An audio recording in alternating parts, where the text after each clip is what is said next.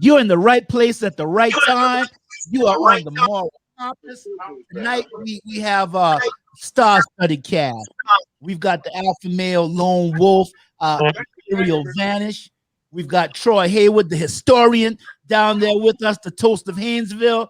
We've got Michael Bryant, Bam Mab. We've got Junior Duncan on hand. We're waiting on Irvin Seabrook to come. Tonight's show is about inducting John Thompson, the Berkeley High School Hall of Fame. So we're glad to have all of you. Check out the promo, and we'll be right back with the show.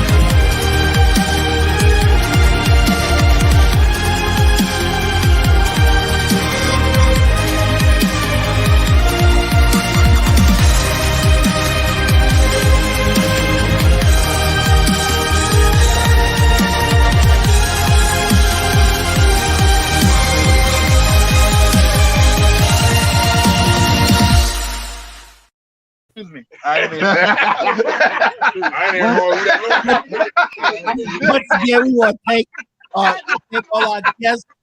Tonight we have Ethereal Vanish, the Alpha Male Lone Wolf. We have Troy Haywood, historian of the great Haynesville, South Carolina. We got Bam Mab and Junior Duncan in tandem over there. And I'm Cornell Johnson. We're waiting on Irv Seabrook. We think he's going to be here after a while. We're going to go ahead and get started. Tonight we're talking about John Thompson. John Thompson, one of the greatest athletes to ever step on the field at Bonner Stadium, has yet to be inducted in the Berkeley High School Hall of Fame. There have been 62 inductees, 2 state championship teams, and 5 now pending, for a grand total of 69. And we feel that John Thompson should be number 7. There is a new development. Craig Mims, who's on the board, has sent out an application, which we will be forwarding to Patricia Thompson to fill out. Patricia Thompson, John's sister, was to be with us tonight. They have a death in the family. So our thoughts and prayers go out to the Thompson family at this time.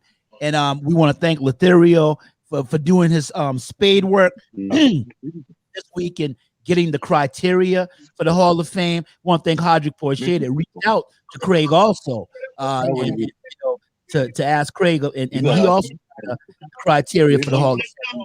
And gentlemen, before we talk about John Thompson, I think everybody here tonight has played, on our panel, has played high school football.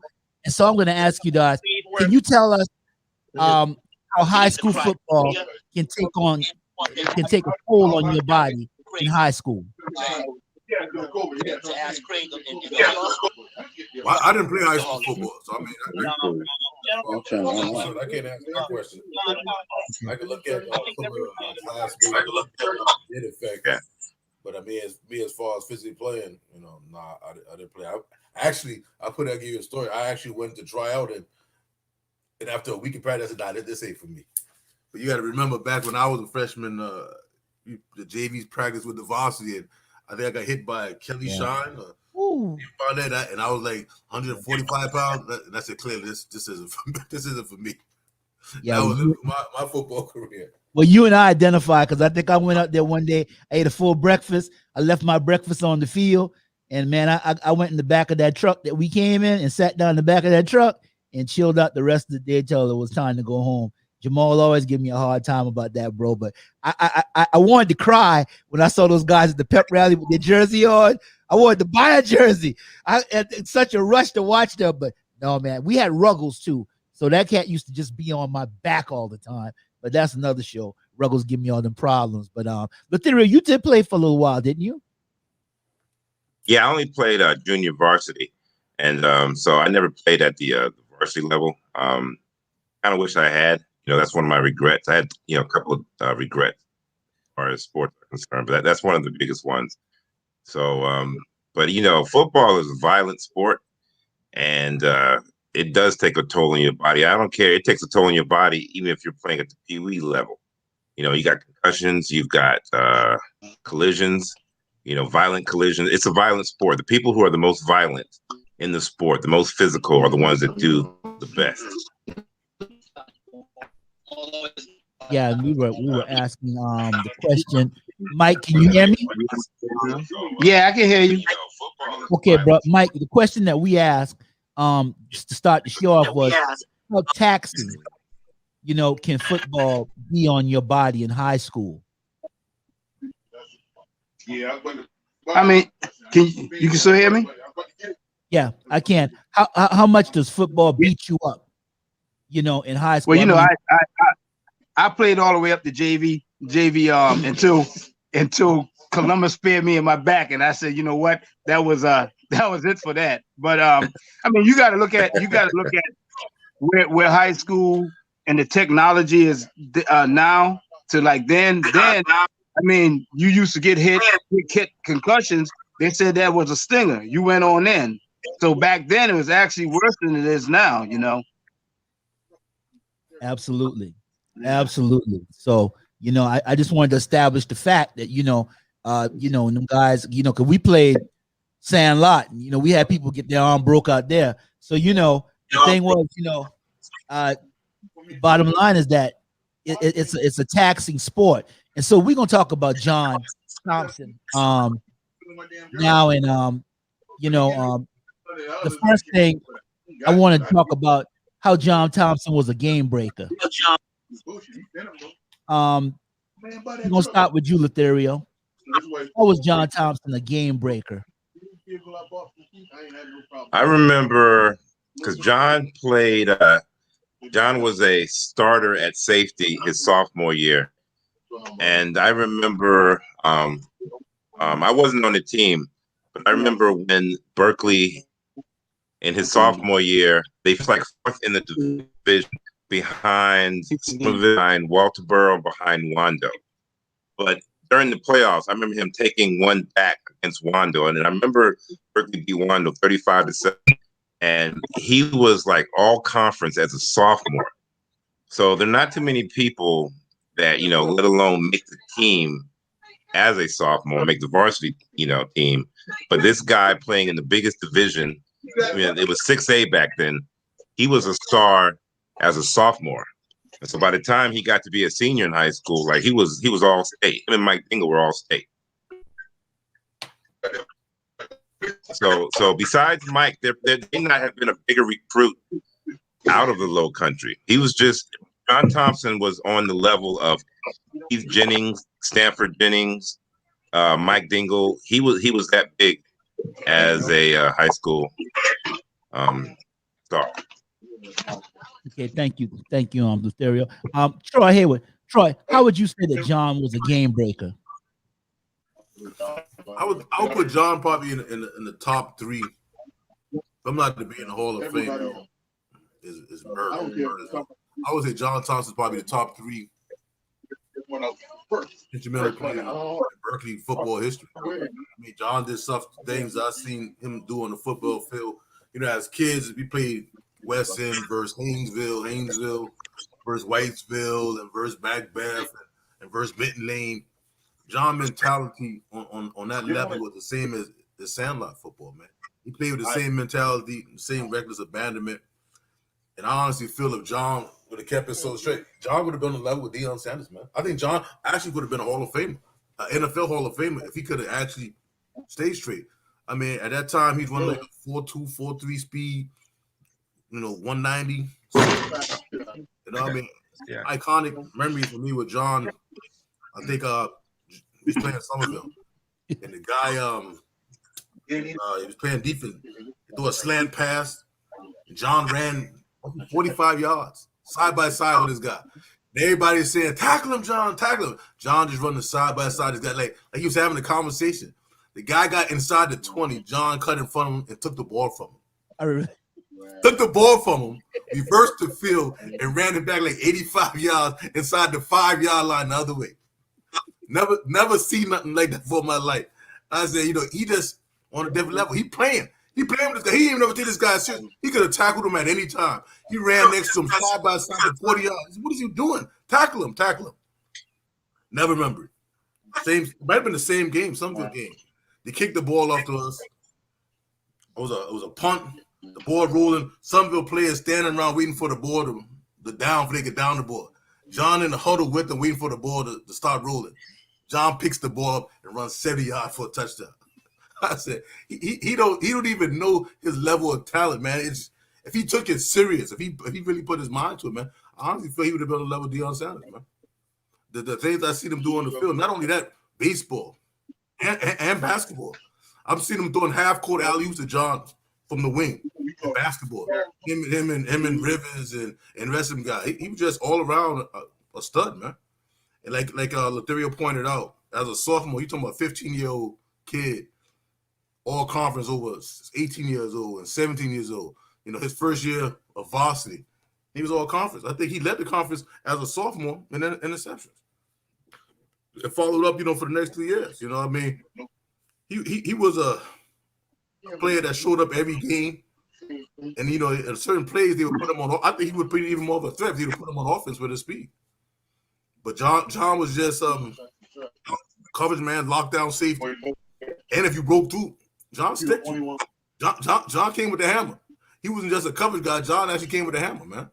And John, when he hit these guys, he always ran off the field laughing because he knew he just broke you in half. And he would giggle, and you could hear him in the stand laughing, and he just crushed you, And he was just one of those iconic players on that year. I don't know if they won the state championship that year with him and Dingle. I think we got to the state championship versus Dillon, and we got whatever, but, he was an iconic player, man. Thank you, Troy. Mike B. Yes, sir. How was John Thompson a game breaker? I mean, I agree with the brothers, man. I remember clearly first, like when we were seniors, seldom when you were up, you upper class, do you actually start looking at people who's lower than you. Like, man, you heard about this guy named John Thompson. There's a couple of guys that was under us that grabbed our attention. John was one of them, and John was flexible. John could play offense. He could play defense. I mean, return. I mean, everything. So when people came out there to see John, even like Troy was saying, even if they coached for John that week, they still couldn't prepare for him. And what made John so like supernatural, I don't really think John. He did things that it would take us months to do. It came to him naturally. That's why he always laughed and giggled and grinned and all of that stuff, because it just came to him from basketball. Football, and like I said, he was just anything that he did. From, like I said, if they put him in, and that play that Troy was talking about, I was thinking about that. I mean, just people came out there to see him. Little kids who actually played Berkeley High School football actually wanted to emulate who he was. All right, so I mean, he was just an all-around game changer regardless of what position that he played. He made something happen. That's, I mean, this, and when you start talking about the greats in Berkeley County, definitely John Thompson name comes out. So he was just, to see him play was like a pleasure. Actually, you know, thinking about it now as we older, it was actually a pleasure to see him greatness play. You know what I'm saying? Thank you, Mike. June, June, have something you want to say? Or John Thompson being a game breaker? Hey, John, I played ball with John from our freshman year to where him and Mike went to varsity our sophomore year. John started sophomore, junior, and senior year all state. So that speaks for itself. That speaks for itself. John was a coach on the field. You know what I mean? That was my boy. Loved him. He should be in there. That's bottom line. You know, it's just sad that you know, it's just what people doing now, you know, is what is made at Berkeley Hall of Fame. It's not what's happening now. See what I'm saying? It's what you did at Berkeley High School. Yeah. It's like it's a slap in the face, you know. I don't mean no disrespect. Yeah. The people that going to the Hall of Fame this year, how can you even be considered before John? But the people that's going this year, right? He should have been the first ballot. Automatic, bro. Iconic football, Berkeley.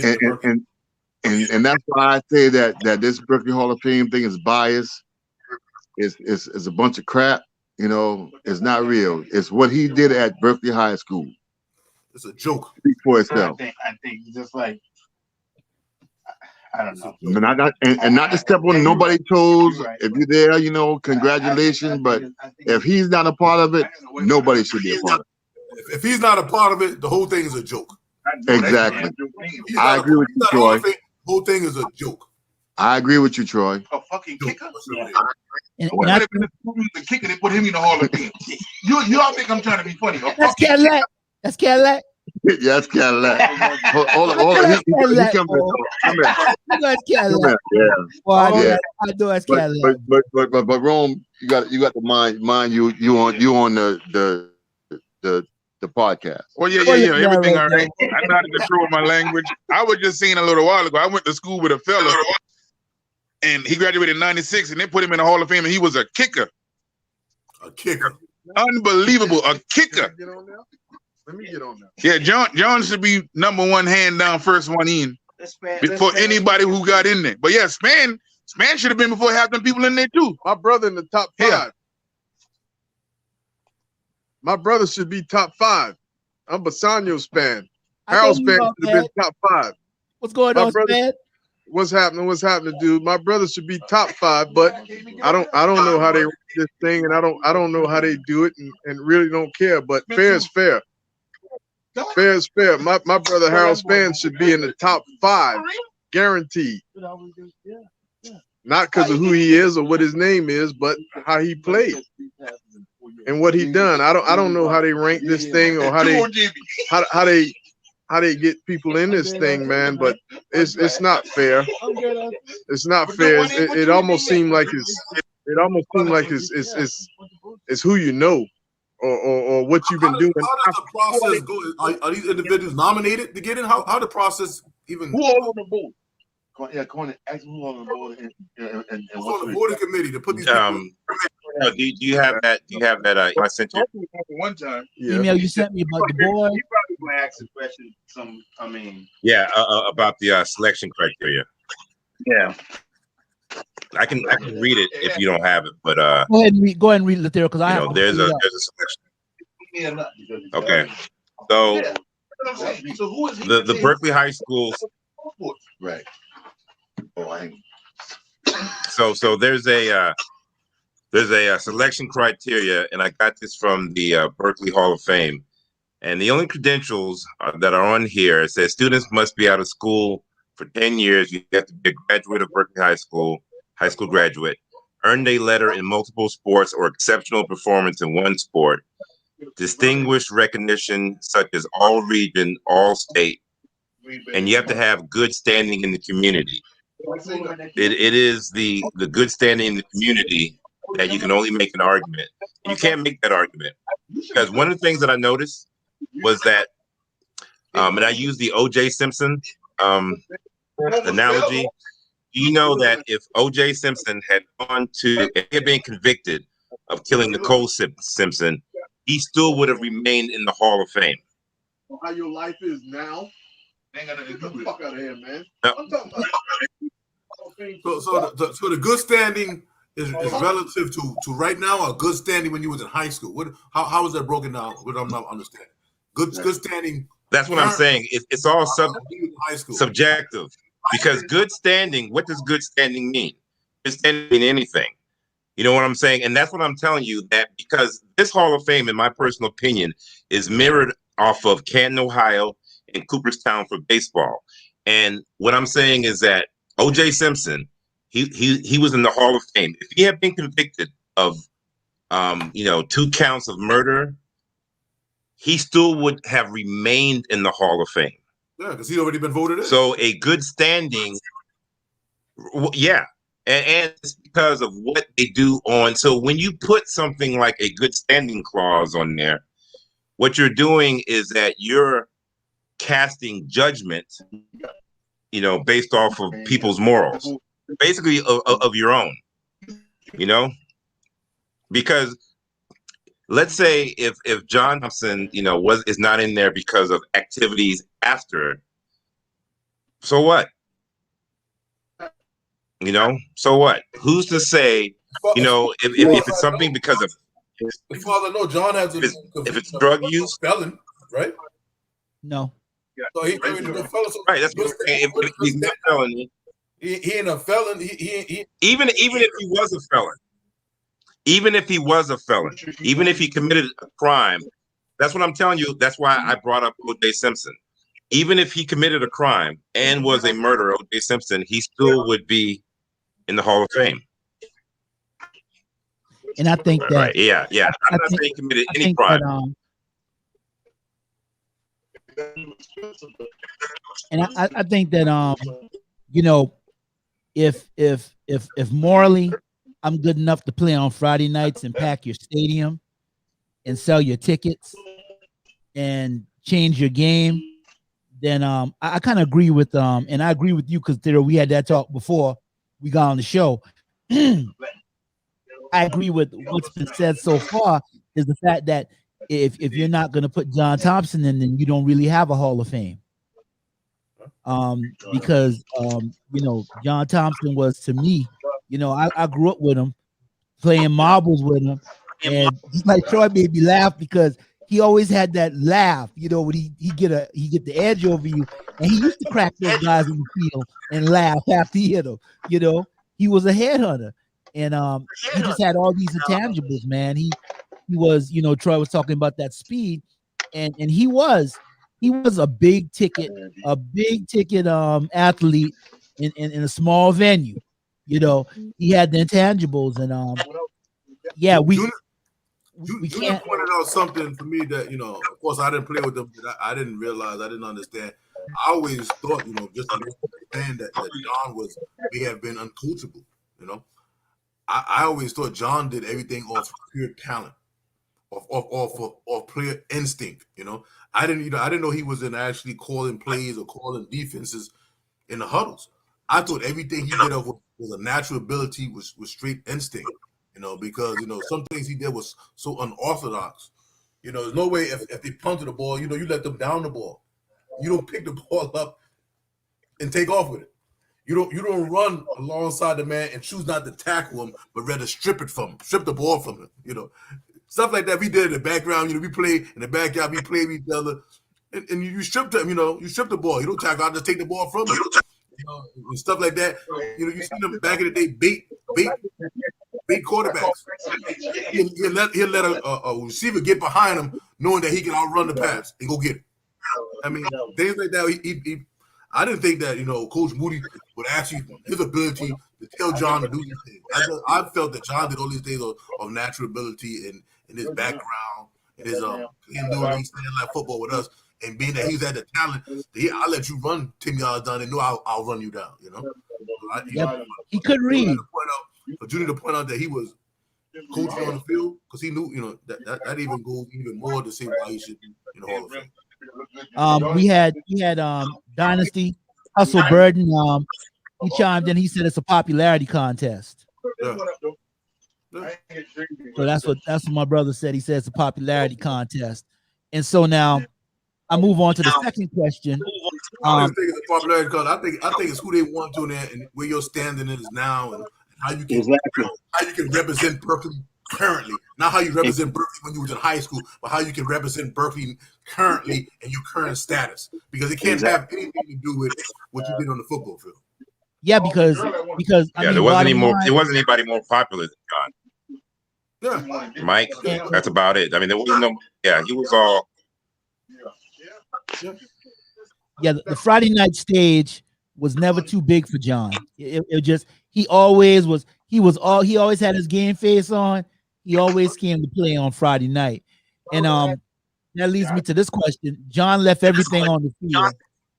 As I was watching him from the stands and eating a hot dog or tuning up to get on the mic at the dance, I vicariously lived through him as he made football look like an art. Would you say John Thompson was poetic, artistic, and graceful on the football field? We go to Vanish first? Yeah, we go to Vanish first. Yeah, I would say so. You know, anybody that is knows anything about football is that your superstars show up in your biggest moments. And I remember when in his junior year when Berkeley beat Somerville 14-7, John took the ball, that same play that Troy was talking about, took it out of the Somerville receiver's hand, grabbed it out, snatched it, and ran it back for a touchdown. And so your superstars show up at your largest moments. So while he was doing that to Troy and the rest of the Haynesville crew way back in the day, he went on and graduated in middle school, did it on the high school level. And like Troy said, you know, had things worked out differently, he probably would have been doing it in the NFL. Absolutely. Football is still football, no matter what level you played on. And he was good at every level. Absolutely. Troy? I gotta put it like this because I played backyard football with John, and so I don't see it as autistic because if you got hit by John, there was nothing autistic about it. You know, so I mean, it wasn't classical. I was thinking if he ran you down and booed you in the ground, so it was nothing autistic about me about that playing behind the apartments in football, and he hit you in the ditch. So, if you make a movie to it, put it on video and put some music behind it, it'll appear classical music behind it. You get ran down. Slow motion. It was autistic. I guess on the field. Yeah, put it in slow motion. Put some iconic music to it. Yeah, it was different when he was actually on the other end. He ran down a dunk. Now you could do a spoken word while he's doing it. There you go. Spoken word. Yeah. I think my ribs are broken. Guys that got hit on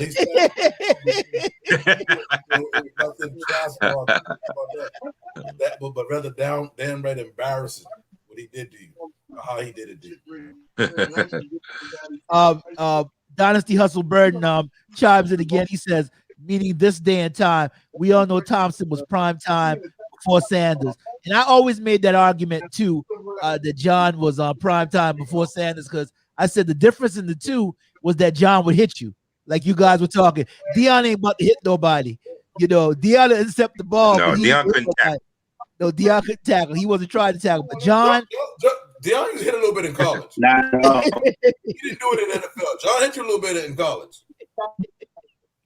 Deion would cut you. Yeah, I seen Deion hit Mike Dingle in college. Deion hit you a little bit in college. All right. Okay, so that's what that Florida State mystique was on him. Yeah, that's before he got the Jerry curl or after he got the Jerry curl. Yeah, the Jerry curl all through high school, all through college. Yeah, but I think Deion. I mean, what was Deion's speed and everything comparable Deion had coming into college. John Thompson match was actually better. You know, Yeah. people don't realize that. You know? John was a standard since a sophomore, and you got to go back. You know, I also blame Moody is a Hall of Fame, but if Moody actually took the time with John, that would have probably been his first NFL player. Absolutely. You know, actual standard NFL player. You look at it, him and them Brian, we had us, which is unheard of now until now recently, a 6'1", 185, 190, 200-pound safety cornerback, 6'1". Cornerbacks back then, you know, 5'8", 5'7", 5'9", 5'9", little Yeah. cornerback. You had a 6'1" cornerback that was sticking you, and not only sticking, he would pick the ball off, return kickoffs. You know, he could play corner, he could play safety, he could play short. Sometimes he came and played linebacker. Sometimes they put him on, had a special play, they played him flanker.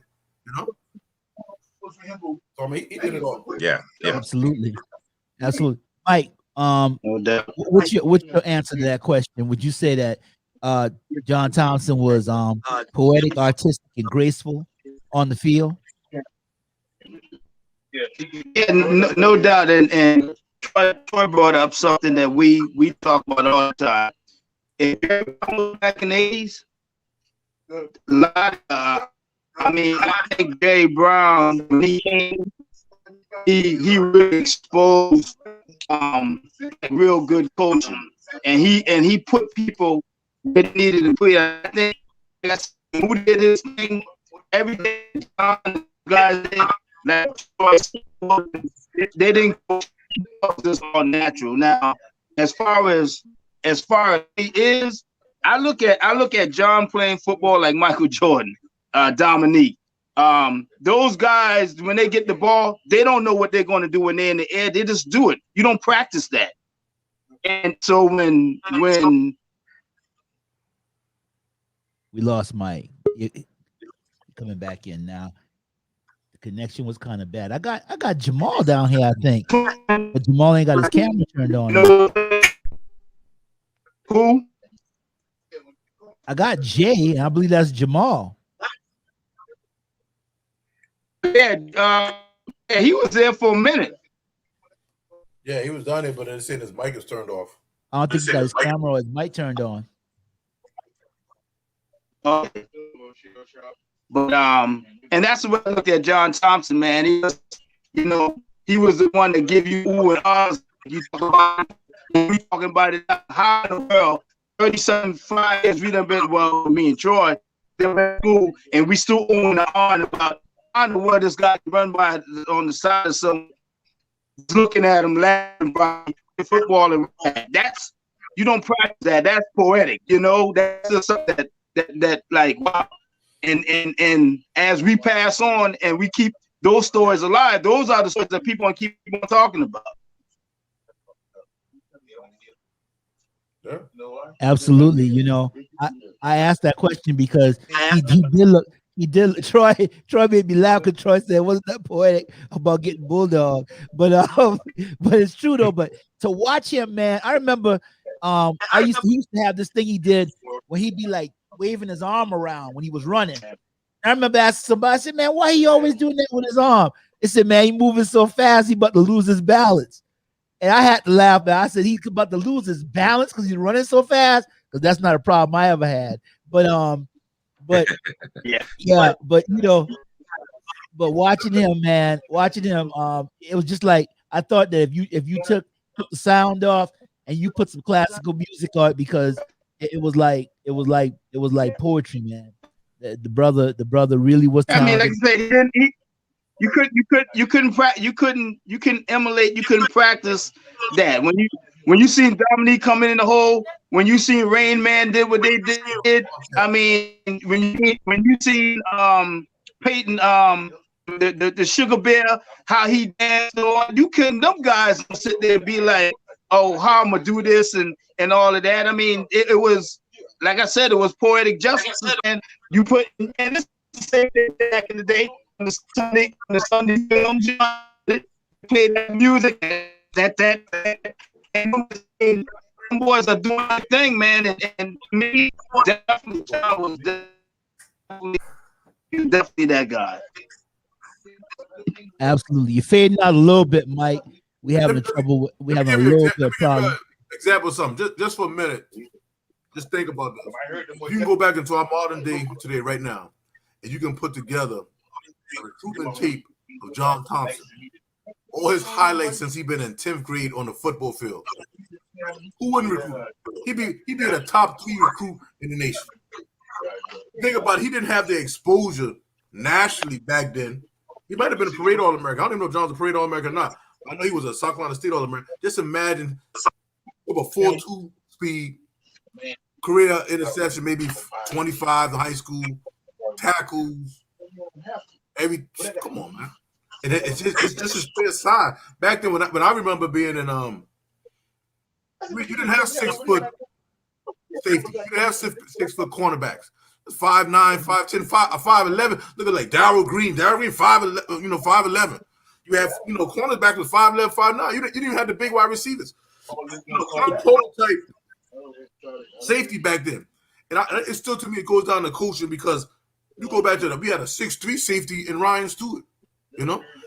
If Moody had put these guys out there and sent these tapes to Notre Dame, to Florida State, to USC, come on, man. These guys, they would have somebody would took the interest in them. They would have been NFL now. They'd have been Hall of Famers now. But Absolutely. the coach. Absolutely. June, would you say that John was poetic when you saw him on the field, man, the stuff he used to do? Who was that question to? You, June. Oh, I'm sorry. Oh yeah. The same thing I tell you, man. John was a player and a coach on our defense, And going back to, I kind of miss what Troy was saying because I was sitting over there talking. But my thing is, and I don't know if you asked the question yet, and I love Ryan, my dog, and whatever case it may be. But my thing is it's a slap in your face. It's a slap in my face. Slap in my face that 24 is retired and it's not John. If y'all feel what I'm saying, it's not right. And like I said, I'm not taking nothing from Ryan. Ryan played ball at Berkeley. Ryan, absolutely. He emulated John. Because he watched this dude play. In the same way, I had guys that came to me and told me that, man, I wore this number because of you. And I know for a fact that Ryan wore that number because of John. And now that John is not in that, is a slap in my face. It's a slap, and I know it's slapping his face, and it's a slap in everybody else's face. Statistically, John had better numbers than Ryan, didn't he? Without a doubt. Yeah. Well, I don't know the stats. I don't know the whole stats. I didn't do no research with that, but I know. Tell them. Let me read this to them. Hold on. Mike got some research. He did. Hold on.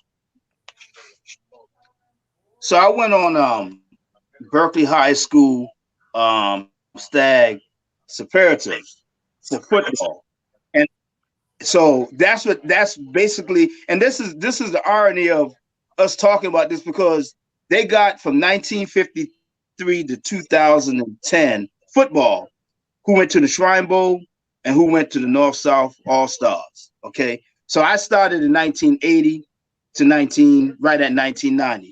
Shrine Bowl, 1981, David Barnett, he was All-State. 1986, Mike Dingle, All-American. 1986, John Thompson, All-State. 1987, John Rivers, All-State. 1990, Ryan Stewart, All-State. The North-South All-Stars, 81 was Mark Shepard. Another 81 was Craig Mims. 83 was our classmate, Johnny Robinson. Another 83, Steve Blanchard. 84 was Rodney Mack. 86, Anthony Garnett. 86, Todd Doze. 89, Robbie White. Another 89, Doug Stewart. And 1990, Will Spikehorn.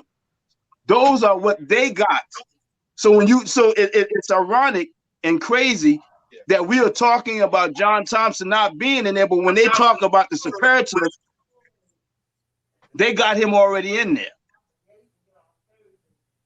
That's the crazy thing about it. So how in the world you can go ahead and skip? I'm not trying to be funny and not that point, but there's cats that's in there now that's not even on this list. How do you explain that?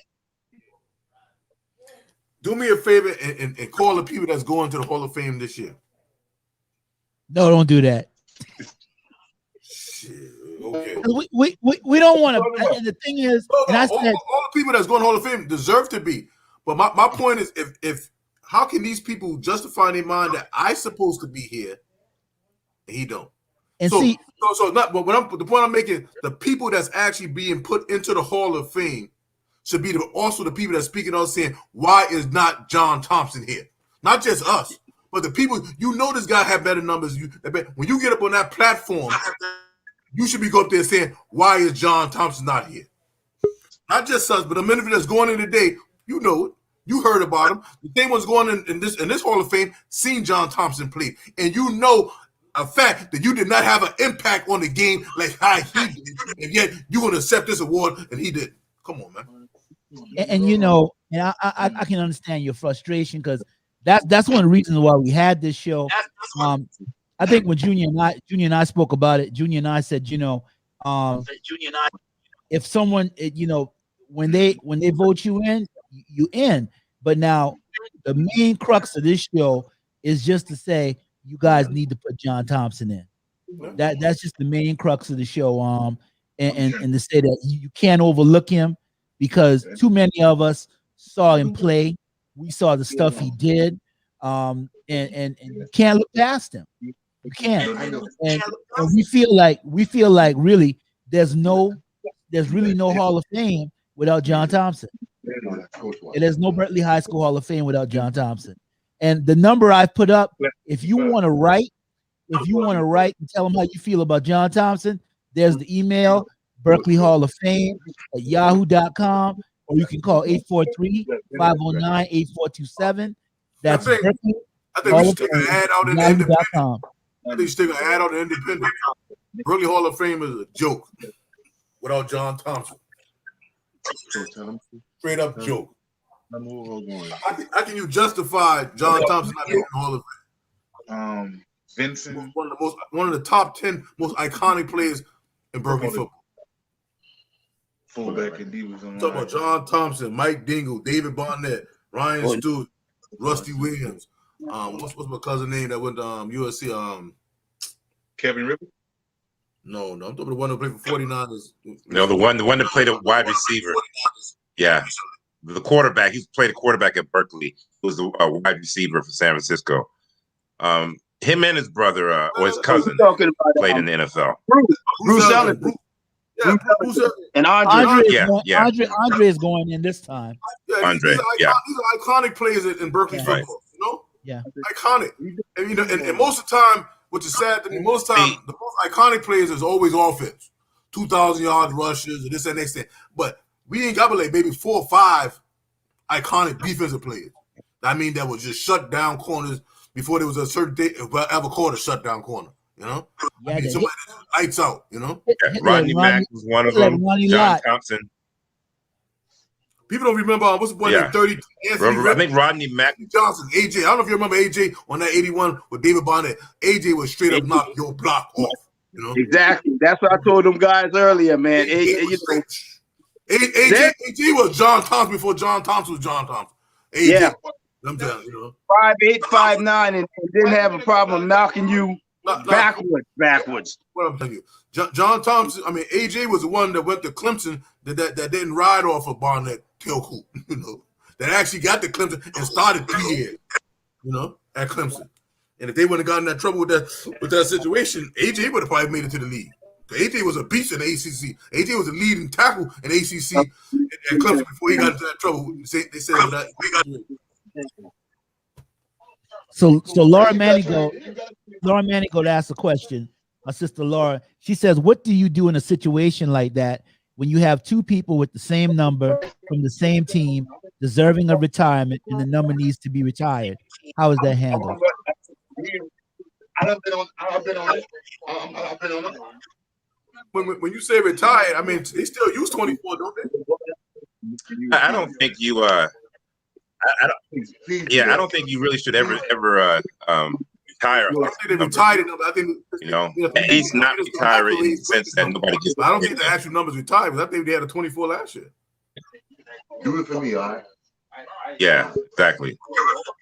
There's too many people. There's too many people to retire at high school level. You got too many players. But yeah, but John was the first 24. Well, Bonnet was really the 43. I think Mike won 43 for a little while. Then Mike went to number 6. I think who made 3 popular? 8. Number 8. Eight. Who made 3 popular? Because 3 became popular in early football too. Who made that? Rusty?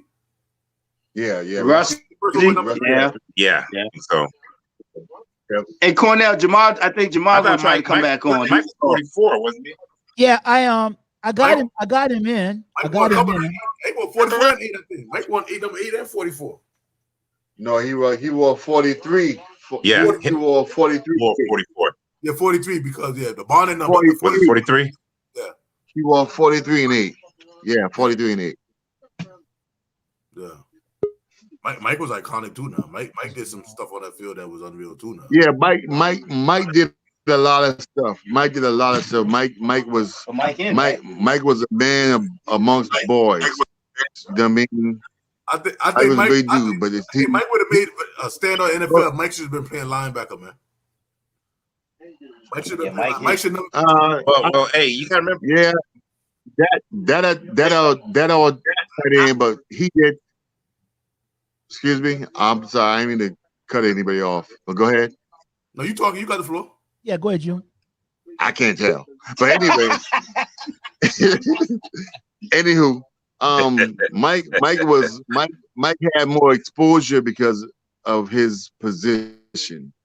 Mike handled the ball pretty much 50% of the time. So that's why, because you would, it's like now in the pros, you're gonna get more exposure running the ball than playing defense.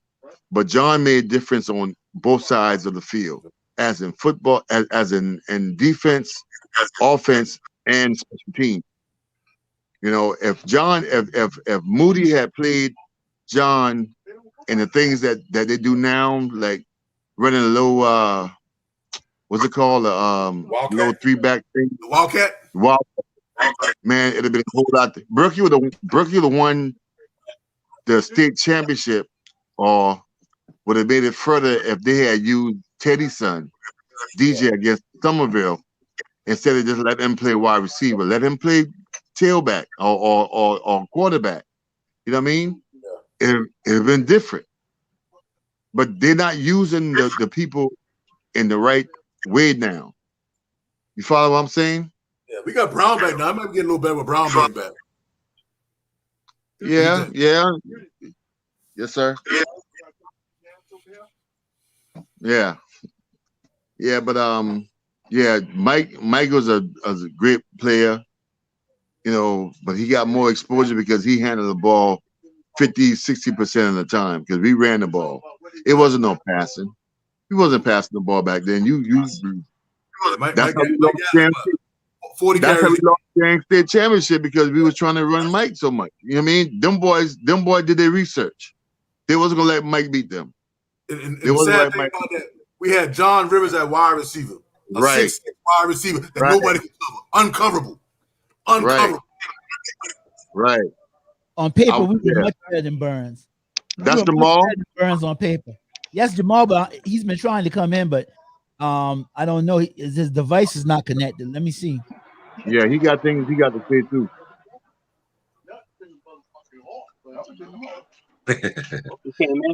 He right there. You can see Jay. You still can. Jay, but but Jamal probably ain't turn his camera on, knowing him. Tell Jamal to turn his camera on. To be honest Turn with your camera on, Jamal. Everybody want to see you, man. To be honest with you, that Mike Dingle and John Thompson, John Rivers' team might have been one of the most talented teams we had at Berkeley, man. But for the people that didn't go to the next level, that might have been the most talented. Well, I mean, team. they went to the state championship. Yeah, but I'm talking about. I'm talking about putting them boys. All three of them should have made NFL. Yeah, we had a train wreck against Burns. No, we people on the boy had Jamil Holloway. Well, I ain't never see a quarterback do that much. Well, they were out in the state championship. They stacked the line. That boy showed his ass. We had a third and 38. They had a third and 30. That's ain't no way they get the first down. Listen, man. Listen, Troy. I was a part of that team. We got out coached. We didn't, I played. I'm being honest. We played ball that whole year, dog. We might have gave up 7 points a game, if that. The whole thing was we was in a 6 defense against a run and shoot. Yeah. They never changed the running shoot team. Yeah. They never changed the defense, dog. Never changed the defense. They looked past Burns. That's the first year I ever heard of Burns. Me too. I never heard of them. That's the first time I ever heard of Burns. I knew they were after the game though, but I had never heard of Birds. Yeah, we got out coached. We got out coached. They had us in the wrong defense. That's real talk. And they didn't know it. They didn't know any. Those teams upstate. Those teams upstate threw the ball, and the low state teams never did. All Burns did was had 8 people, 9 people in the box. And the quarterback that beat them, his name was Archie Irby. He was like 5'9". They had one running back in the back, 4 or 5 receivers. They converted, like Troy said, a 3rd and 33. 3rd and 33, and that boy threw that ball, and that boy just reached. Yeah. Trust me, I know. I've been there. I've been on the field. Yeah. I've been on the field.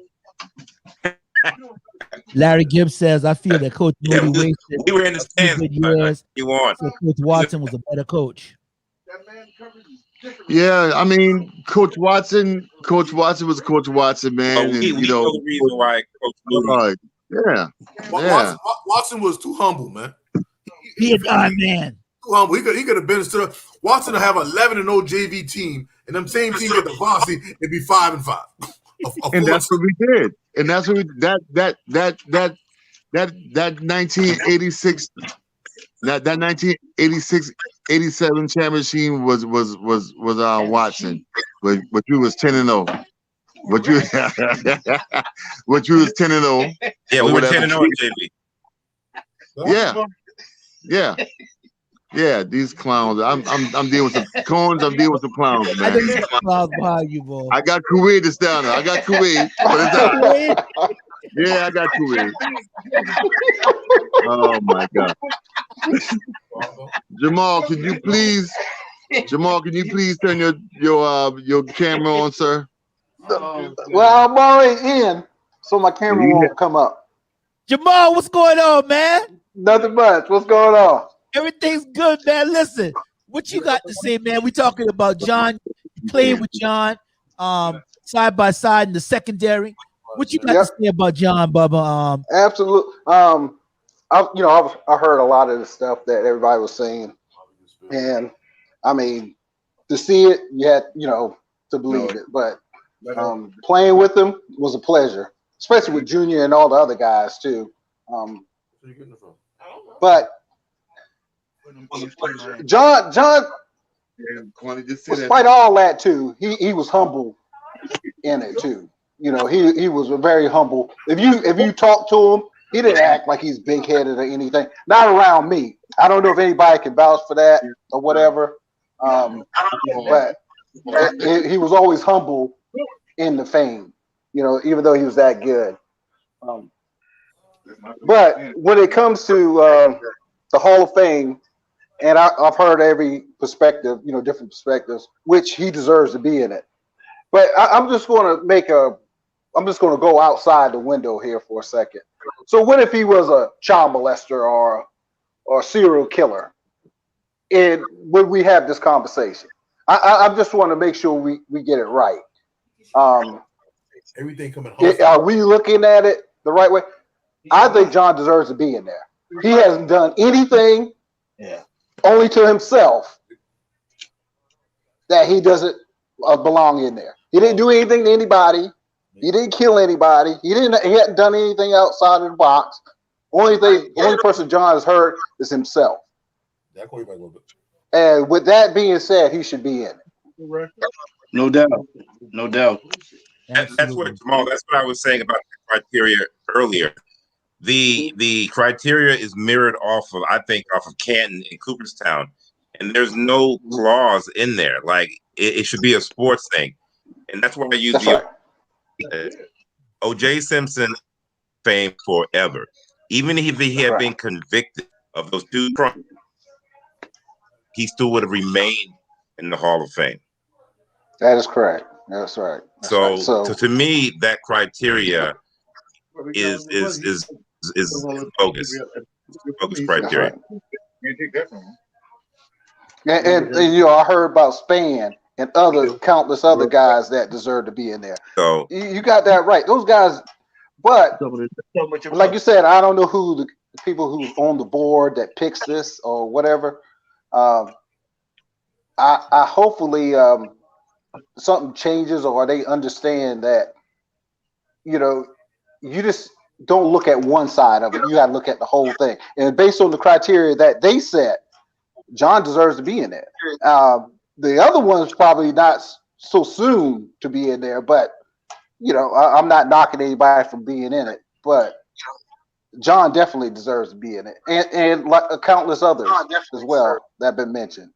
First ballot. Junior deserves it. You don't want to say it. That's right. But His own behind, he deserves to be in it. Is there a nomination committee? Are you nominated to get in? Listen, so much for Junior. if John not in it, nobody else should be in it. That's how I feel. Absolutely. You know what I mean? And that's real Absolutely. talk. Absolutely. Yeah, we played ball together, man, and I know the type of ball player John was, and he was a game changer back then. That's right. Got it in the defense or kickoff return or the kickoff return or the punt return. He changed that. He changed that. You know what I mean? At any point, John was Bruce back then. He was Bruce back then. Before Bruce was even thought about. John was that dude. That's right. And it's just a shame that people feel that where he at right now, it doesn't matter. The same thing Jamal said to piggyback on him, he hurt himself. He ain't hurt nobody else. That's right. He ain't hurt nobody else but himself. So he shouldn't be neglected of what he did at Berkeley. That's right. That's right. It's sad. Think for a minute. If Thompson would have played under Coach Brown. Oh man!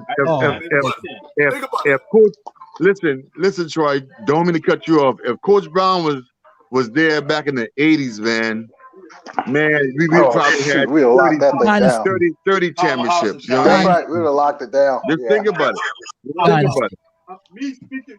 Just think about it. People, the talent that came through here that we had that went wasted. Right. Wasted with right. Right. Wasted. But you said something there. That's the sad part. The wasted talent.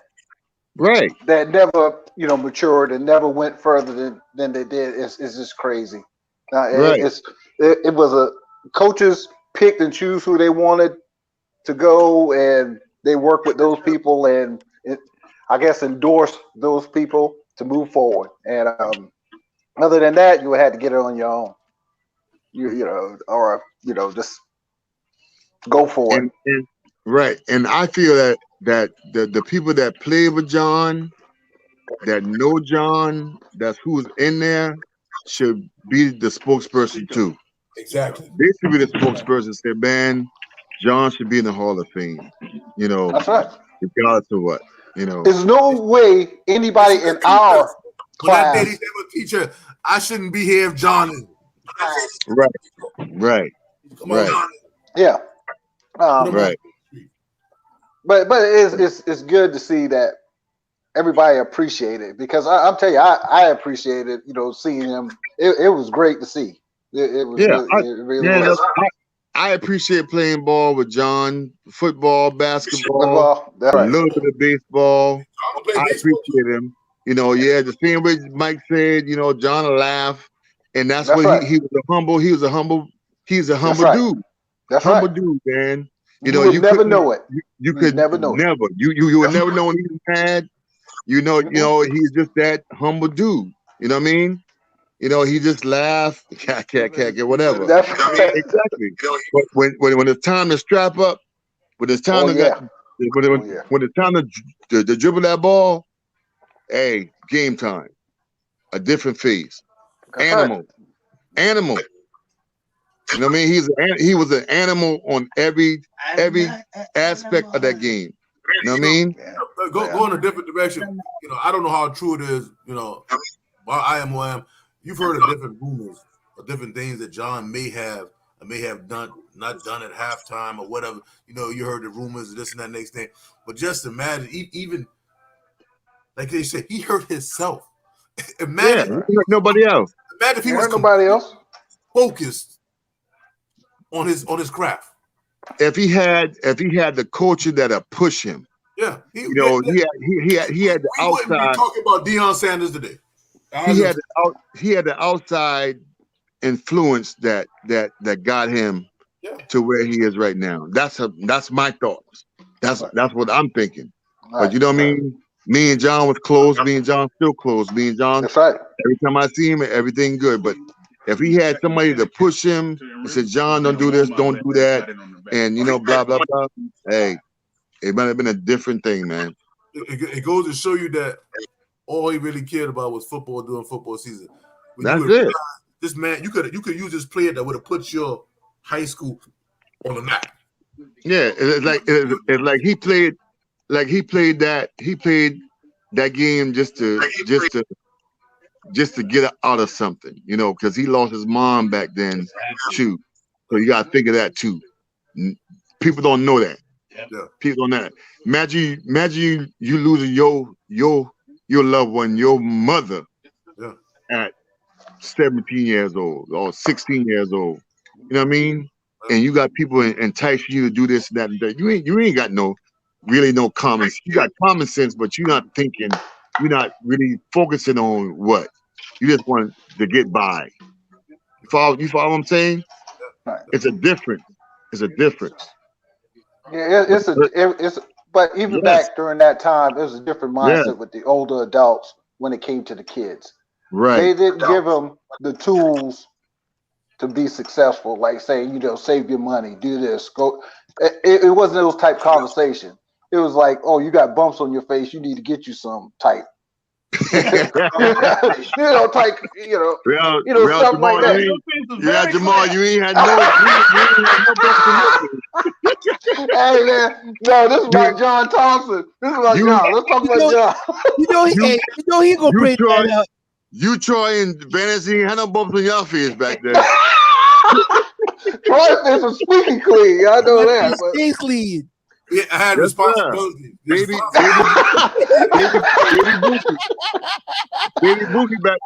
I had Baby Boogie back then. But man, Junior,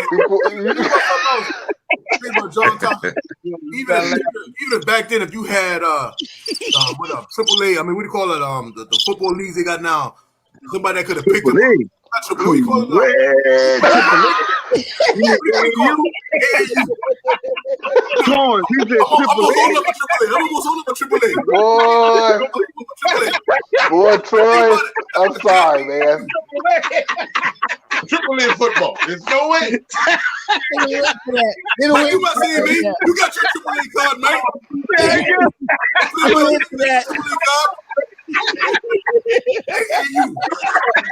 You think about it. If we had AAU back then, if somebody could have picked up on John, Like how they did with LeBron, and somebody said he ain't got the right people pushing him, but they seen that extraordinary talent in him, and they would have took him in their home, or they would have did something with him, or they would have pushed him. Shit, you told me you got lifetime money right there with a player like that. You'd invest in a high school player like that, you'd have been set for life. Because you know he going to the NFL. I was sure he was going to the NFL. You know? Oh, go ahead. I'm sorry. What's the name of that movie with the Blind Side? But they seen all this talent and they took this kid in their own because shit, that's money. Right. John was doing it on his own in 10th grade. This kid did it as a senior. John was doing it, was already established doing this as a 15-year-old kid. You know? And he being 15, I'm being 18, saying, damn, that boy, they're bad as hell. You know, playing backyard football. You know, playing backyard football and you picking teams, and here you 18 and 17, and they pick this 15-year-old boy over you. Because that little boy, they're bad. You better get him, you know? We had some people to chime in. Larry Gibbs reached out and he said when Jamal came on, he said, Silk, that's his name of the city, Macbeth. We had Larry, and Larry agreed. He said that John Thompson was very humble. He said that don't forget he was good at baseball. Laura Irvin chimed in. She said, who's on the current committee? What is the criteria for being on the committee? And how long is the tenure? Leander Palmer said it's politics. Then Laura chimed back in and she said, what are the qualifications for being on the committee? And Laura, we will definitely find that out. I got off to look for a second, but I didn't have the committee members listed on the slip that I have, but we will find out what the qualifications are. And Laura Manigault Irvin said, can you change the leadership? See, Laura ain't playing. Laura be about that business now. Laura be about that government. She ain't played no game. And then Larry Gibbs says 7 on 7. So we had them chime in. That AAA. Troy, I wish you would not be. Boy, you played the wrong place. But I think somebody mentioned earlier. Buy my card. I think somebody mentioned earlier about the whoever gets the award need to mention John Thompson. And do anybody know anybody ever done that or has been even brought up in any way? I don't think you get an opportunity to talk. They say you know what you've done, what you accomplished, but you don't have an opportunity to talk. And they present you the plaque. You don't have a format to say anything. That's why I was saying, okay. Wear you a T-shirt, John Thompson ought to be in T-shirt, but we ain't got nobody gonna do that because they happy they in. They ain't gonna do that. That's right. Right. Morietta Grant chimes in and she says, what about starting a petition for John? Do not. I already said your name. I'm sorry. My friend from the class of 86 chimed in. She said, what about starting a petition for John? And she said she'll talk to her cousin who's a state representative. Hodrick did say something because he was supposed to be at a night, but he went to a basketball game. And Hodrick not only mentioned that, HP was mentioning, let's see here.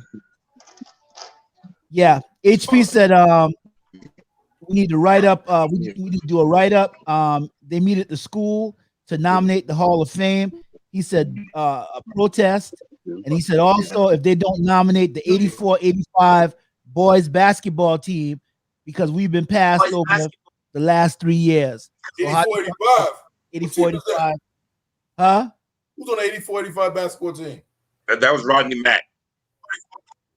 Rodney Mack and Troy. That wasn't 84 because I graduated in 84. They wasn't 84. Must be 85, 86. It wasn't on my class. It was the one where Rodney was a senior at high school and Troy. What was Troy's name? The guard. Troy Bryant.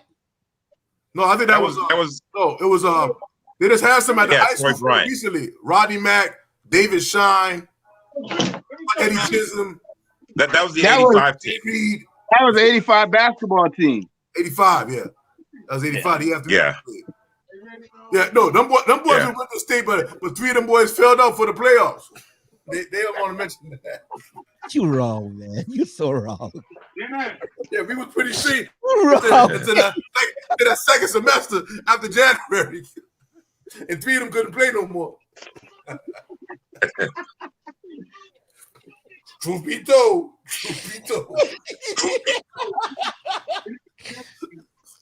Oh God, Troy, you crazy boy. Truth be told, they don't do it like they do it now.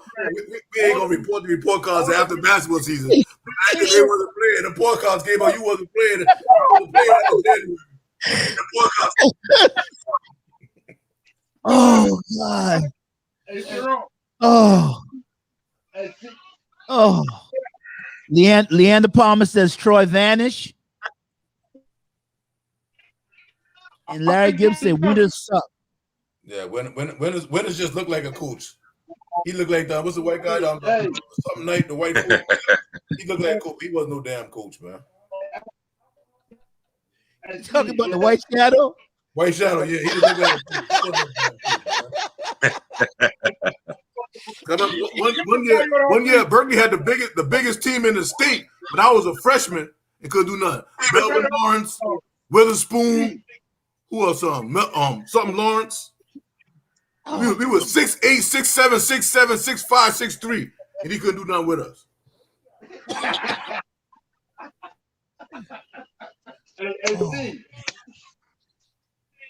Oh. Man, I'm having fun on this show tonight. Oh, Larry Gibbs is crazy. Larry, you still agitated. Talk about winners suck. But back to Steven Scott. Don't you're not talking about the podcast, is it? Nah, they got a whole different show over there in that corner. Whole different show. Hey, trust me, I tell you that. I'm gonna go back what Larry said. I got a personal vendetta versus winners cut me my junior year in basketball and kept people like I ain't even called no name on that basketball team. Call no name, please. And I know I was clearly better, and I used to drag their ass and interviews to use on the team, and I got cut. The winner, I personally hated winners. But winners say he gonna keep them because they are sophomore and he got more years to work with them. I said, man, you out your mind. So Larry Gibbs says that the 81 team with Victor Fashion and the Bulls boys. Yeah. Larry says the Dubois boys. Dubois. Alec. Yeah, you turned them guys Larry, you done made them guys French. You made them French out of kid field. Dubois. Look at my room. Dubois, but yeah, he said that they should be in there. Makes an argument for that, so definitely. Oh man, but this we got Jamal back now. We got Jamal back. Yeah, that team with Jerry Rush on them is good too now. Jerry Rush and Melvin Lawrence, Keith Witherspoon, some lawyer. Mal Lawyer? That wasn't Mal Lawyer, it was another lawyer. Michael Lawyer, I think. Michael Lawyer? Okay. Yeah, I think it was a lawyer. Okay. Mike played. Okay, yeah, Mike did play football, huh? No. He went live. Now, Mab, you know Mike played football? Michael Lawyer. Michael Lawyer? No, I don't remember that. It was a different Michael Lawyer. Not Michael Lawyer from Macbeth. Michael Lawyer from Haynesville. Michael Lawrence. Oh, Big Mike. It was not Michael Lawyer. It used to be Michael Lawyer too. He played. Maggie Mae's son. I don't know if you know Maggie Mae from Haynesville. I think his name was Mike. I ain't gonna put up what Larry said. Larry's stupid, boy. Larry Gibbs is real stupid. I'm not putting that up. What did Larry say? You ain't got to print it. You can say it. It's about them, the boys for the French Quarter.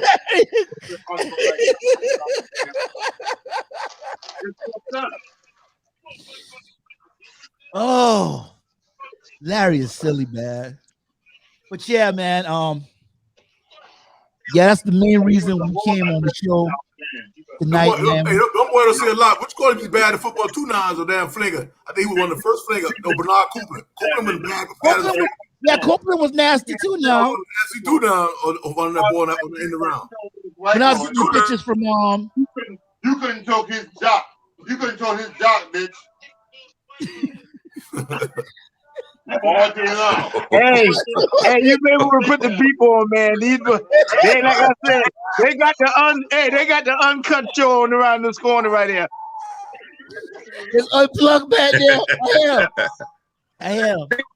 Hey, Cornell, you gonna get a call from the SEC tomorrow. I'm gonna get called from SEC tomorrow. Shoot, you crazy, boy. The FCC. FCC, yeah, they'll take me off the air. Oh man, but I'm glad everybody came on tonight, man. We gonna end up, man, with we're gonna let everybody just give their final views, man, on why John should be in the anything that well get just anybody any final views that you may have. I got a quick question before we end it. Go ahead, Sil. Now, anybody see John now? What is John up to now? What is he doing? I think that Hodrick had a conversation with John. I think HP had a conversation with John, but you came into the show late. Patricia was supposed to be with us tonight, but they lost their grandmother. Oh, okay. Yeah, they lost their grandmother, man. So we still extend our condolences out to the Thompson family. Okay. You know, yeah, we extend our condolences out to the Thompson family, man, and just want them to know that we love them and that we just want to make sure that that John gets into Hall of Fame because you know, on Friday nights, man, you know, even though I used to hang out with Hardy, who didn't like to come into the game until halftime because it was free. He's so cheap. He's so cheap. I'm waiting on him at my house to come pick me up. I don't watch all these cars pass by. I done got sweaty on the porch, waiting on this cat to come pick me up. This cat come get me close to halftime. And I can't figure it out. I'm like, now we missed the game. This cat want to get there where we can go in free, bro. He's so cheap. He's cheap. I love my cheap friend, though. God knows I love my cheap friend. My friend cheap now, but yeah. But John was like, huh? John was like one of the main reasons why we went to watch. How do you really feel? How do I really feel? That's the truth, man. You know, I can't say it on the air, man. I talk off the air. But right. Yeah, but John was one of he was one of the main reasons, and one of the main reasons why I kind of gravitate towards him is because I grew up with him, you know, like we all did. And like Troy said, Jamal, you weren't on here earlier, and I asked the question. I don't know if you heard what I was asking. Was John poetic on the field? Troy's so stupid, bro. Troy talking about it wasn't that poetic, but when he bulldog you, when he running fight.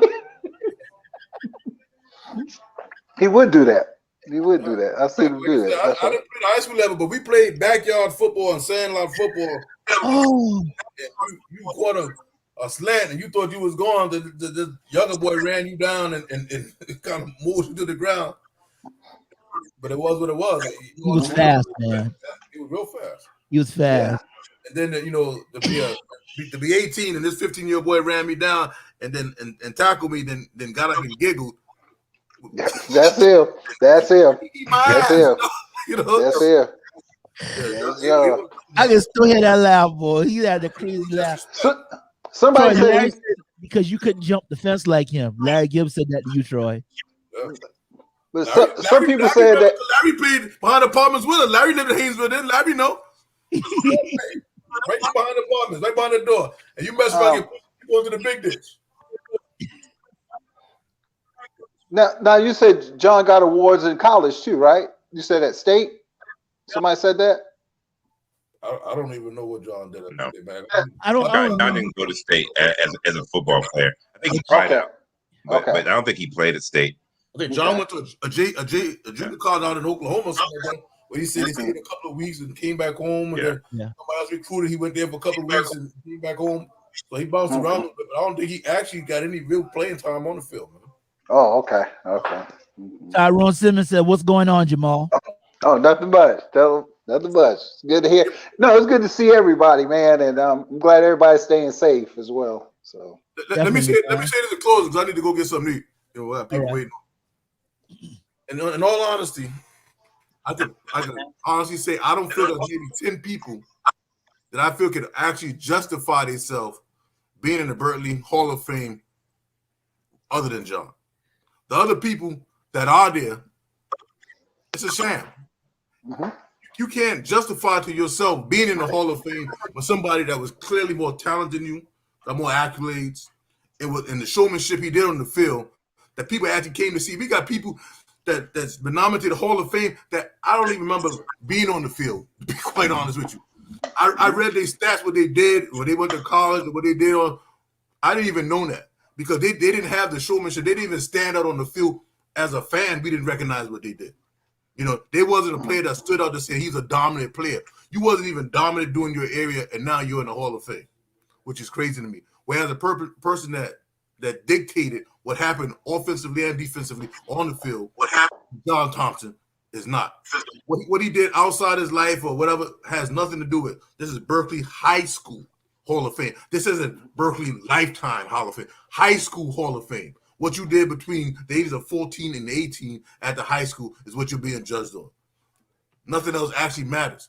And so you feeling proud about yourself for being nominated in the Hall of Fame. My thing is, if you're not in these top 10, John Thompson, Mike Dingle, Barnett, Ryan Stewart, like a Dingle, Rusty Whip, you're fooling yourself, man.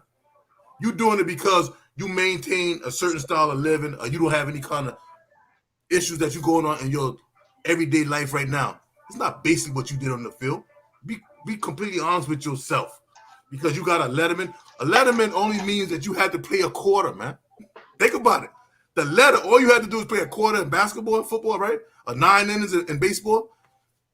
How is that justified as saying because you led it, you could be in the Hall of Fame?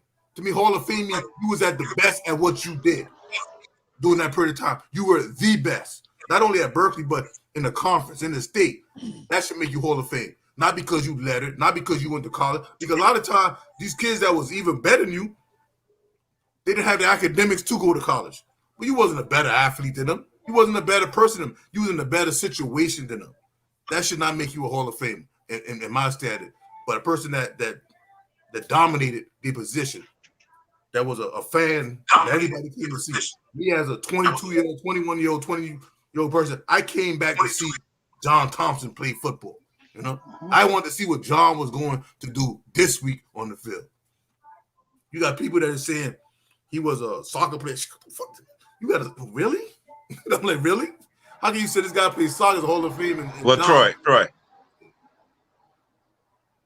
I don't think we should disparage anybody that's been in the Hall of Fame, you know, because you're right. There were only a handful of more iconic athletes than John Thompson. And not only did he perform well on the field, but he had the state accolades. You know, like I said, he was all conference his sophomore year. By the time he got to senior year, he probably was the #1 safety in the state. And he did play for the Shrine Bowl. So he definitely, looking at the criteria, I think is written very, very poorly. And so we have to be very careful how we judge people for what off the field. You know what I'm saying? And that's why that OJ thing. What he did on the field, he was a standout. He was one of the best all to ever play in the Low Country. There weren't many 10th graders that were all conference in their sophomore year. So, you know, but my point is that we don't want to disparage other folks for making it. We just want to say that he's a no-brainer and do not let, you know, things that may have happened off the field that he hurt himself with. Don't let that or selection of him. Vantage, that's your opinion. Some of these people in Hall of Fame, I would not. If I was a committee, I would change. My point to you is this. So how do you really? If my thing is, if you went to Somerville High School or Wando High School or Stratford, and you can say, you know that player name, he was a beast, you a Hall of Famer. If you went to Somerville and they said, who's Berkeley Hall of Famer, and you know nothing about him that you played against, who? I don't remember him in high school. He played against me. Who was he? What did he do? But you can't go to Somerville High School and they don't know who John Thompson is. You can't go to Goose Creek and they don't know who John Thompson was at Berkeley. Just like I know who Ricky Bowles was at Middleton. You know, just like I know the kids from Macedonia. When you that good, you didn't have to go to Berkeley. Or Jenny from Somerville. But hey, you got a good point there. You got a good point, and they should make it a lifetime award, Berkeley High School Lifetime Award. Yeah. And if they do that, that will take care of They should some make of it a that. sports award. Instead of the football athlete award, Hall of Fame. Instead of the Hall of Fame, get another award for lifetime achievement as well. Right. Yeah. Absolutely. Larry Gibbs chimed in. He said politics. Dynasty Hustle Burden said speak Troy. Larry Gibbs said facts Troy. And then Tyrone Simmons came back and said good points Troy. So you got players like Goose Creek Wando that we know of. Travis Jervey at Wando. I went to Berkeley, but I remember Travis Jervey at Wando said that boy was a beast. You know, when the other high school said we couldn't stop him, we seen how he ran through us.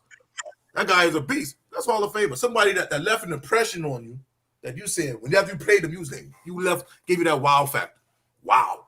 So I know after what he did versus Somerville, what Ryan did after Somerville, I know the Somerville fans was like, that kid is a beast. Wow, that Berkeley kid is something.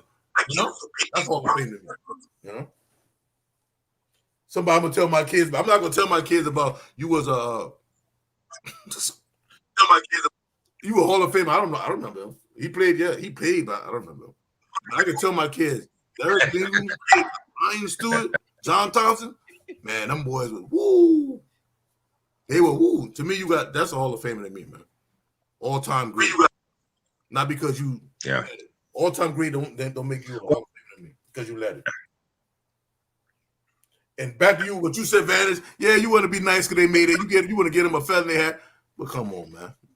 I ain't smoking your cigar because you got a cigar. You shouldn't be in the Hall of Fame just because you let it. Well, what I'm saying is that I don't think it's up to them they can't speak for them, and they can do that. But what I'm saying is that criteria is written poorly. That shouldn't be the criteria. You know, some of that stuff that at the letter, email that I got, I don't think that should be part of the criteria. It should be what you did on the field. Just because you got simple and plain. Because you went to play college football, that don't make you a Hall of Fame. A lot of them kids didn't have the academics, were great athletes.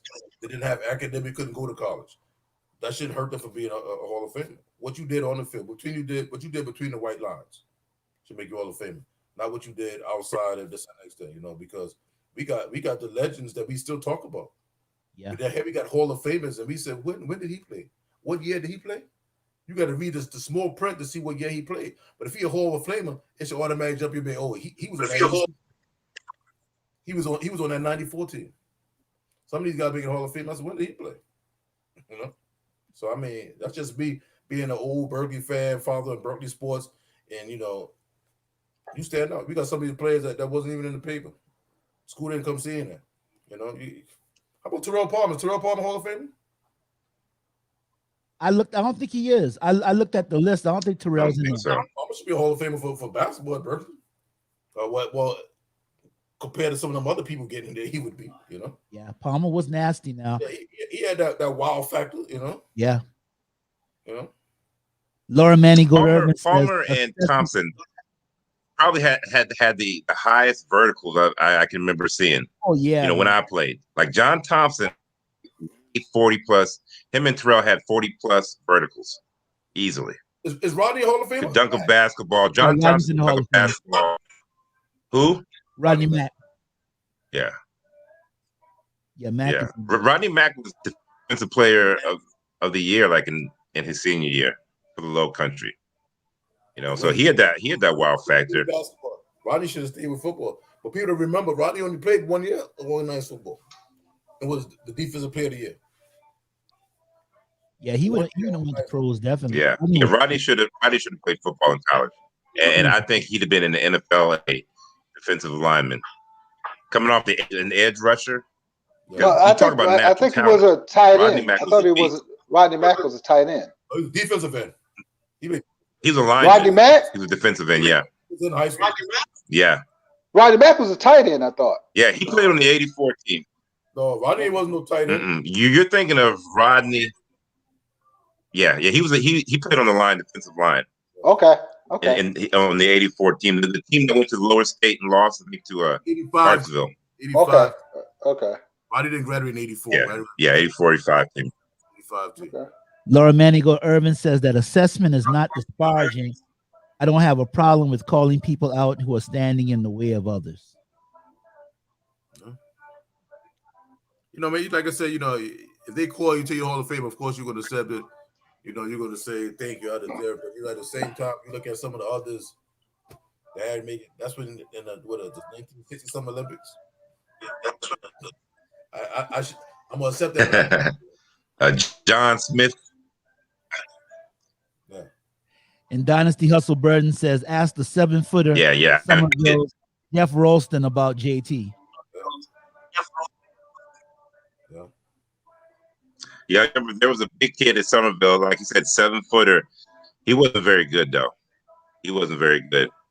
But I think what he's referring to is John Thompson dunking on him in basketball. The other boy got that boy, Mike Dingle. Because he had that type of that was an athletic team. Mike Dingle. Yeah, they had those Rockabye baby. Yeah, that was awesome. That was a whole bunch of athletes. Coaching. But how about Rivers? John Rivers. John Rivers Hall of Fame? I think John is in there. I'm pretty sure he is. Yeah, I'm pretty sure he is. I got the list. I was looking at the list today. And it's 62. Yeah. What is it, like 62 people?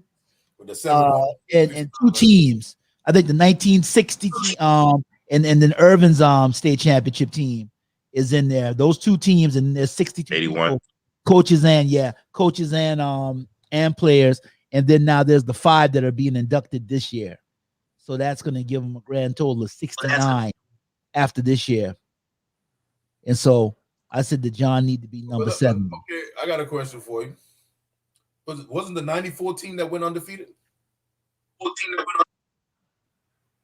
The 94, 96 team? 94 and 96? I think so, yeah. How are they not Hall of Fame? In a 10 and 2? Well, I think there's Hall of Fame. That should be a Hall of Fame team too. That's a good question. I'm not exactly. I know you got 10 years removed from high school. The undefeated and 90s. And you're talking about the team with Rusty Williams, right? Yeah, Rusty about 94. Yeah. And what's the quarterback? It was 94, 96, right? What the quarterback name was that went to state? From what's the black guy? First black quarterback Berkeley ever had. What was his name?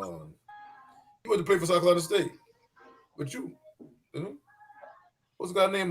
The first black quarterback I remember was it Pierre?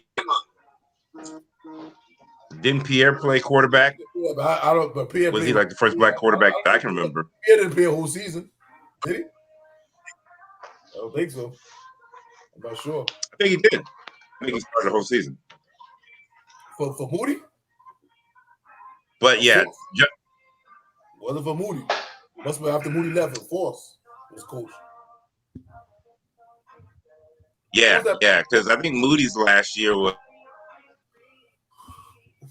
What was that black guy named the quarterback for him with Rusty? 88, 89 maybe.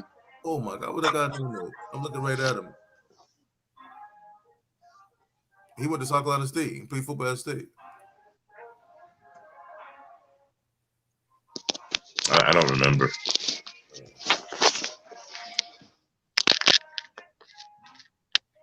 In any case, so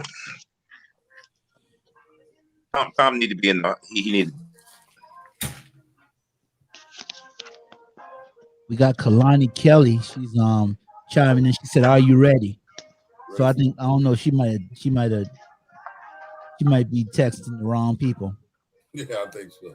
Yeah, she might be texting the wrong people. But Kalani, we're glad to have you on. And what are we ready for? What, Kalani? I is a little likes bees, ready to come over to do like nice pull-ins and luxury. What in the world are you talking about? That might be for just you, Colonel. No, I doubt that, brother. I'm sorry that you saw that. You saw that. Yeah. Let me time to get off now, brother. I don't know.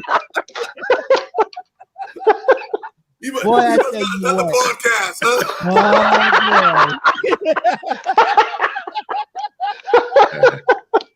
Oh, No, he ain't asking us to join that one. He ain't asking us to join that one. I don't know what that is, bro. That's for the 2:00 in the morning podcast, huh? Yeah, that's right. I'm ready to come over. No. And you know we're gonna end on that note tonight. I'll tell you, I'm glad. I'm so glad that I think so. I think that'd be a good idea. yeah, we're gonna end on that. And Trinita Manigo says, "Was it Pew?" I think they're talking between each other. Is what it is. And yeah. Laura Manigo says, "FCC definitely calling you at 543." That's right, Laura. Help me out. Pull me off the line. These guys trying to get me. And Tyrone Simmons says, "I should have been the first black quarterback." Moody said, no. No. Yeah. So this Kalani keep chiming in, but I don't know who that is, but we gonna leave it. We gonna she ain't get no more airtime tonight. But I just want to thank our guests that came out tonight, man. I want to thank the Alpha Male Lone Wolf, Ethereal Vanish, Troy Hayward, the historian, my homeboy Jamal, also known as Flash Sumter, here with us tonight. I want to thank Michael Bryant, Junior Duncan for chiming in a little earlier, and I want to thank all of you, Laura Manigo, Dynasty Hustle Burden, Trinita Manigo, Larry Gibbs, my homeboy from Macbeth, Leander Palmer. I just want to thank all you guys for chiming in tonight, man, and showing up, to give your support for John Thompson. And we don't tend to end. What a black guy named Addison something Addison, right? They played black quarterback for Berkeley. Something Addison, was it? Addison that played for Berkeley. Yeah, Addison something. The state championship team with Rusty. He's been quarterback to throwing the ball to Malloy. Malloy had a 1,000-yard receiver. Something Madison. Man, I don't think I know him. I'm not remembering him. Yeah, something Madison. I thought he was from Macbeth either. Something like that. No, I don't think we had a black quarterback from Macbeth play for South Carolina State. Addison something. Yeah, Jamal, we didn't have no black quarterback from Macbeth, did we? Not that I can recall. But that's another generation now. That's like some generations down. Yeah, it could be. Yeah, it could be. I don't know. Like 6 foot something. What year was that? What year was that? It was either 94 team or Rusty? Okay. He was a quarterback for Rusty. Or either the other guy. Okay. I'll research it and I'll have it for us next time. Yeah, I'm gonna look at that. Laura, you were asking if you need to call or email, and you can do either. Either one that you want to. I know definitely that if they get inundated by email, they have to read those emails. So you may miss the call, but you may get through. But you're definitely a person I would like to be talking to these people on the board. Absolutely, Laura. I think I had it to be independent. Yeah, definitely. We need to do that. And once again, Berkeley Hall of Fame, Berkeley HOF at yahoo.com, or call 843-509-8427 to let them know. For the people that's chiming in late, Jamal, I think you might have missed that announcement. I said that they did talk to Craig Mims, who's on the board, and he sent out an application, which will be forwarded to Patricia Thompson. So, yeah, this show right here is to keep everybody honest, though. Don't just send an application and then don't do us right next time. We want John Thompson to be number 70. He needs to go into the Hall of Fame. Yeah, absolutely. That's right. He deserves it. Yeah. I called Dr. Pepper. He says take the 2 fronts. You know what? Listen, I don't know who this is, bro, but I don't know who this is. This is like the drunk granduncle at the picnic. You talk about what thing? Yeah, just like the drunk granduncle at the picnic. I called Dr. Pepper. He said take the 2 fronts. So I don't know what's going on right there. And here's Laura. Laura says, I know I'm keeping you on task. Thank you, Laura. You gotta keep me on task because you see how Troy them tried to do me earlier, right? You see Troy them try to do me earlier? And Laura said, Laura Manny go for the block. Berkeley, Laura got my damage control. Let me find out you got a nickname called Dr. Pepper.